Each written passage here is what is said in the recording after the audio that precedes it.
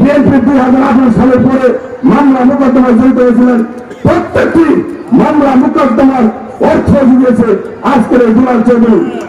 আজকে যার উদ্দেশ্যে আজকের এই পথসভা আয়োজন করা হয়েছে, সেই মানুষটি আপনাদের সঙ্গে বসে আছে। ওনার নাম নালিতাবাড়ির কৃতি সন্তান, ঢাকা বিশ্ববিদ্যালয়ের মেধাবী ছাত্রনেতা জনাব দুলাল চৌধুরী। ওনাকে কেন দুঃসময়ের কাণ্ডারি বলা হয়েছে এটা আপনাদের বুঝতে হবে। আজকে আমরা নালিতাবাড়িরা বিএনপি করেছি, আমরা বিএনপি আমাদেরকে বিএনপি লক্ষ্যকে সৃষ্টি করেছে সেই মরহুম আলহাজ জাহাঙ্গীর চৌধুরী। এটা আপনাদের বিশ্বাস করে এবং আমরা মনে করে বিশ্বাস করে মানি।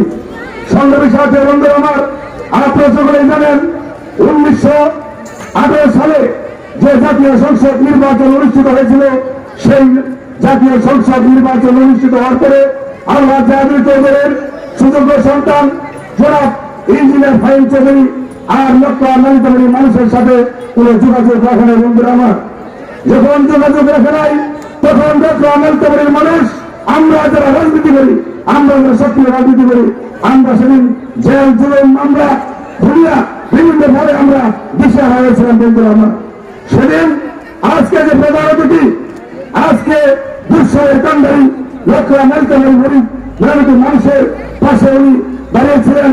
আজকে আমার পূর্বে যে বক্তা, যার ভাই মাহমুদ ইসলাম রাসেল এই বিএনপি রাজনীতি করতে গিয়ে গুম হয়েছে, আমার ভাই গুম হয়েছে, আমরা এরপরে কোনো রাজনীতি মত দেই নাই। আমরা জেল জুড়ে মামলা সমীক্ষা করে আমরা বিএনপি রাজনীতি সক্রিয়ভাবে করে দিয়েছি। বন্ধুরা আমার, সেই মামলা মোকদ্দমা যখন হয়েছিল, সেই যেমন থেকে দেশে আজকের প্রধান অতিথি জনাব দুলাল চৌধুরী আমাদের শক্তি, সাহস, অর্থ জুগিয়েছে। বন্ধুরা আমার, যে মামলা হয়েছে নালিতাবাড়িতে, আজকে পুলিশের চেয়ারম্যান বলেন, আজকে দুলাল চেয়ারম্যান বলেন, আজকে মনির চৌধুরী ছিলেন, আব্দুল চৌধুরী বলেন, আজকে এজেন্ট মেম্বার বলেন, আজকে যত নেতা কর্মী বিএনপি 2018 সালের পরে মামলা মোকদ্দমায় জড়িত হয়েছিলেন, প্রত্যেকটি মামলা মোকদ্দমার অর্থ জুগিয়েছে আজকের এই দুলাল চৌধুরী। যদি একটি মিথ্যা কথা বলে থাকি, আজকে আমার কথাগুলি এখন অনেকে ভিডিও করছেন, অনেকে রেকর্ড করছেন, যদি আমার কথা মিথ্যা হয় আমার মুখে সকলেই থুতু দিবেন। আমি একজন সম্মানী মানুষের সন্তান।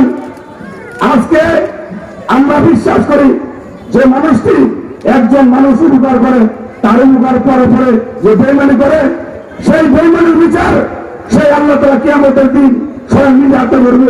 কিয়ামতের দিন আমরা তার দ্বারা আমরা সেই কঠিন বিপদ থেকে আমরা রক্ষা পেয়েছি। বন্ধুরা আমার, এই জন্য আজকে আমরা সেই কৃতজ্ঞতা প্রকাশ করার জন্য আজকে আপনাদের লক্ষ্য উপজেলার বিভিন্ন স্তরের বিএনপির নেতৃত্বকে এখানে ডেকে এনে আপনাদের সামনে কথাগুলি বলার জন্য আজকে আমরা এই পথসভার আয়োজন করেছি। সংগ্রামী সাথী বন্ধুরা আমার, সংগ্রামী সাথী বন্ধুরা আমার, এখানে অনেক বক্তায় বক্তব্য দিয়ে গেছেন যে দুঃসময়ের কাণ্ডারি এই নালিতাবাড়িতে জাহাঙ্গীর চৌধুরী তিনি রাজনীতি প্রতিষ্ঠা করেছেন, এ কথা আমরা কেউ অবিশ্বাস করি না, সকলে আমরা মানি।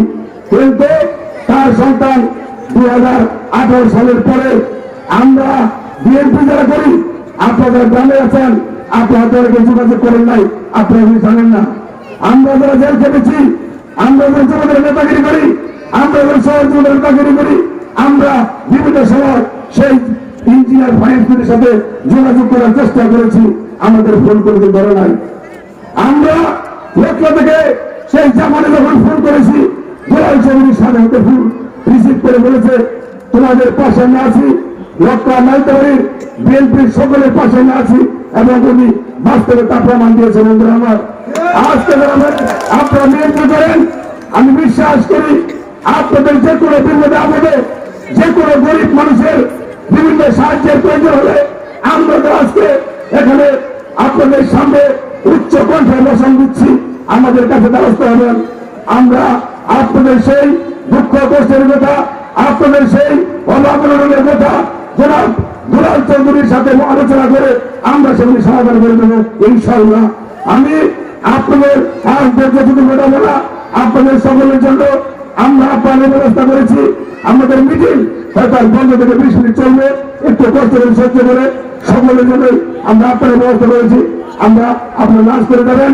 আজকে যারা এই মিটিং আয়োজন করেছে পৌরমের বিরুদ্ধে আমি লক্ষ্য উপজেলা যুবদলের পক্ষ থেকে এবং আজকে যারা বিভিন্ন ইউনিয়ন থেকে এই মিটিং কষ্ট করে এসেছেন প্রত্যেককে আমি লক্ষ্য উপজেলা যুবদলের পক্ষ থেকে আন্তরিক ধন্যবাদ এবং অভিনন্দন জানিয়ে সকলের সুন্দর সুখী জীবন কামনা করে আমি আমার সংক্ষিপ্ত বক্তব্য শেষ করছি। বাংলাদেশ জাতীয়তাবাদী যুবদল জিন্দাবাদ, বেগম খালেদা জিয়া জিন্দাবাদ, তারেক রহমান জিন্দাবাদ। ধন্যবাদ সবাইকে। আসসালামু আলাইকুম রহমতুল্লাহি ওয়া বারাকাতুহু। আর মাত্র দুজন বক্তব্য দিবেন, তারপরে আমাদের প্রধান অতিথি বক্তব্য দিবেন। এই পর্যায়ে বক্তব্য রাখার জন্য